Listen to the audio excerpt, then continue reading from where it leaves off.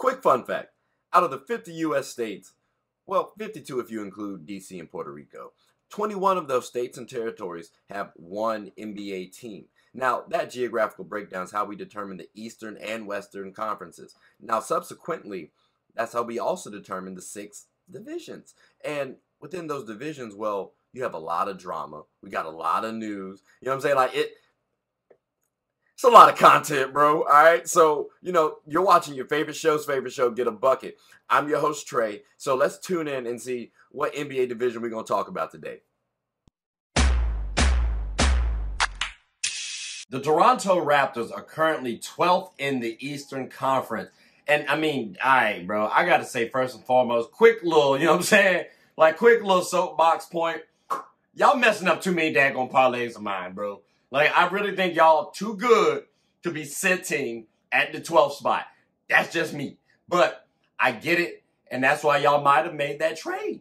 Because y'all got in R.J. Barrett now, which don't get me wrong, it's not like R.J. Barrett should take y'all over the top this season. But I can see how R.J. Barrett paired with Scotty Barnes, who has been taking that next leap, well, that could bring you something interesting. Then you got, well, Pascal Siakam.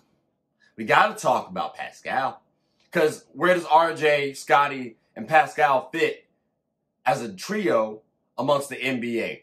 Pascal could be on the way out, ladies and gentlemen. Because that RJ Barrett trade, I need a little bit more spacing. Because, again, RJ and Scotty Barnes are 2 players who attack the basket a lot. So this Toronto team, do I expect them to make the playoffs this season with this trade? Losing someone like OG Anunoby, who's more of a improvement for your team right now. If you want to talk about the future, that's a different discussion. Right now, I think he might help you out. But who knows? Maybe RJ can help out with the playmaking, the point guard slot, which Dennis Schroeder has been doing pretty well. But you could also bring Dennis Schroeder off the bench now if you wanted to and have, well, Gary and Dennis running the bench. Or, I mean, something a little slight like that. Like Dennis can run the whole second unit. And he's been hooping this year, too. Or RJ can be the small forward or the 2 guard, whatever the case may be. So they have a lot of options to choose from if they want to. I'm just saying, with RJ on this team, I think it means Pascal's going to be out. So I ain't too mad at the Raptors pickup. You got 2 forwards going forward. 2 quality forwards going forward. But you got to make the right moves going forward as well. So, Raptors, spotlight on you. I ain't really focused on y'all going to the playoffs this year because of this move. The Brooklyn Nets are, well, currently 9th in the East. And I got to ask, are they underachieving, right? Underperforming? Or are they right on track? Because I said that the Brooklyn Nets can actually be a dark horse in this Eastern Conference. And when I say dark horse, I meant like they have a shot, a possibility at getting to the Eastern Conference. I said the Eastern Conference. All right, daggone. Stop bugging me. Listen, they have enough talent to do so. You can talk about the execution. I hear that. And when I'm looking at the squad, yeah, Cam Thomas leading your team in scoring, he cool. But I got to look at Mikal Bridges. Because I was looking at you as all NBA caliber, and I get it. You're not the top-tier scorer like a Luka Doncic or a D-Book, you know what I'm saying? But you still a good enough scorer to beat out Cam Thomas, and Cam Thomas is good. Don't get me wrong, ladies and gentlemen. This man dropped off 3 40 burgers like it was nothing real casual. So, again, Cam Thomas is a good player. I just like to see Mikal Bridges be able to outscore him and still keep up his production on the defensive end and increase just a little bit on playmaking. Again, I had all NBA expectations for Mikal Bridges. So again, for me, he can still get there. He can still get there. It's a long season. Somebody can get injured too on top of that to help out his chances. But I need to see a little bit more from the Brooklyn Nets. But I'm not going to slander them, though, because like I said, they could be right on track. And they might be, because I thought they might be at least playoff, play-in area-ish. So, for me, they're right on track. Just saying.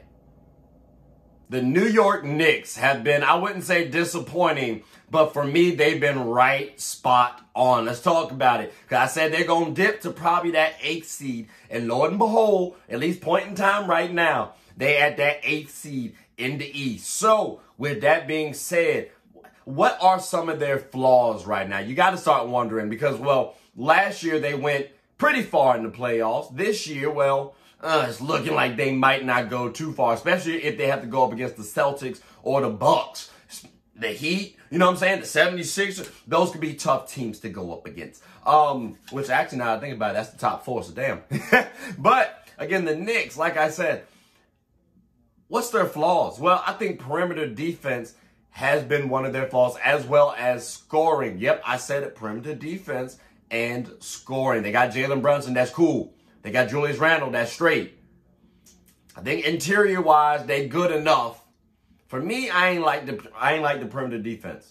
When I'm looking at the roster, you know, DiVincenzo's cool. Josh Hart is straight. They have not been performing at the level that I want. That's at least at the forward position defensively. That's why they ended up bringing in OG Anunoby. So with this acquisition now, I will be curious to see if the Knicks vault up a little bit more in the Eastern Conference. It's still early. We're over a little bit over 25% of the games in the season. So the Knicks do have a chance to change my prediction a little bit. But again, OG was not on that team, so I could see them sneaking in to that 5th, 6th seed. But we got to see how they all shake out. But again, Knicks, I think perimeter defense, especially at the forward spot, was y'all flaws. And y'all definitely did address that right now. Again, title window, though, could be a little low. But let's see what happens. It's a long season, right? The Philadelphia 76ers are 3rd in the Eastern Conference right now. And I got to ask, because this really is a question. What stakes would you want to put on Embiid and Maxey being the future of the Philadelphia 76ers? Reason why I ask that. Well, you got to worry still about Joel Embiid's health. You got to remember, throughout his entire career, he has been injury prone over the last couple years. This one and the last year. He's been healthy. So let's, fingers crossed, we stay that way. But in the off chance that he don't, Maxey, he's playing at an all-star level. Kind of dipped just a little bit. So again, 76ers fans, I'm wondering for you guys, yeah, y'all looking good right now.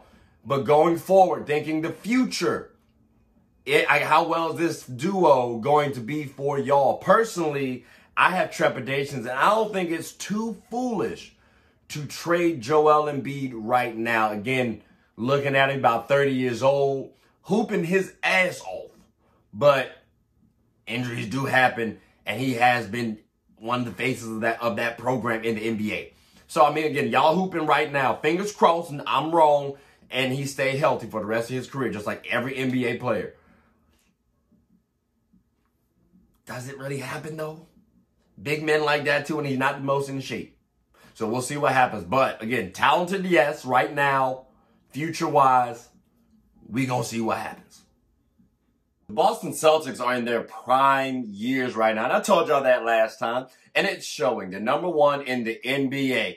Let me repeat that. No remix. They're #1 in the NBA, bro. It's crazy. And as a Laker fan, it doesn't really make me too good, right? It doesn't make me feel too well. But, again, knowing that they got Jaylen Brown and Jason Tatum, that does help them out for their future. Not to mention Kristaps Porzingis. The boy has been hooping and has, most importantly, been healthy. And can we give a shout out to Derek White right fast? Because he's playing at an all-star level. Some might try to say, oh, he's giving that Andrew Wiggins all-star level. No, man. Derek White has actually been able to earn this all-star nod if he gets it similarly to how Andrew Wiggins did that year as well. But my thing is this. They're in the prime years. They're #1 in the NBA. When it's all said and done, will they actually keep their execution? Because we have seen them be a little tricky come playoff times. We have seen situations where JT don't show up, or maybe JB don't show up. Maybe JB's left hand still ain't really good yet. Maybe JT's not as aggressive as we want to see. So again, I'm looking at the execution. Again, we know the talent's there. We know they're arguably the team to beat, or worst case, one of the teams to beat in the NBA. So I want to see if that execution is there. And again, that pressure starts because, well, these are the prime years, and we got to really pay attention to that because this is the defining moments of their legacy. So again, the prime years for the Boston Celtics are here. They're #1. Let's see what happens as the season continues to go forward. Need a gift idea for a sports fan? Maybe you think it's best to go online and find something. Well, come on down to the HCB Collections, where there's history in a time capsule. Sports memorabilia of your favorite athletes of all sports. HCB Collections is here to make sure you're able to get the memorabilia you desire. Partnering with local collectors, HCB Collection can easily connect you to the item you need. HCB even offers prizes. Or a Colt. I'm trying for Colts. Darius Leonard. Okay, I'll take that. Nice hit. So come hang with your favorite collector. HCB is open 24/7.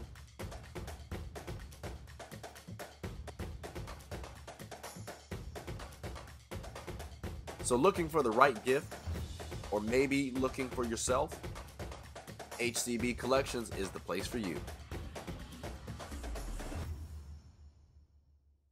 Didn't I tell you there was drama? Didn't I tell you there was news? Didn't I tell your ass you were gonna like it? Like, bro, there's so much to talk about within the divisions. Like, it's crazy. But don't worry though, we will definitely have more to talk about. There's so much more to talk about. So don't be upset. But look, please continue to support the page. You know, like, subscribe, comment, tell anyone about the show. My name is Trey. I'm the host of your favorite show's favorite show, Get a Bucket. Hope you all have a good one. Take care.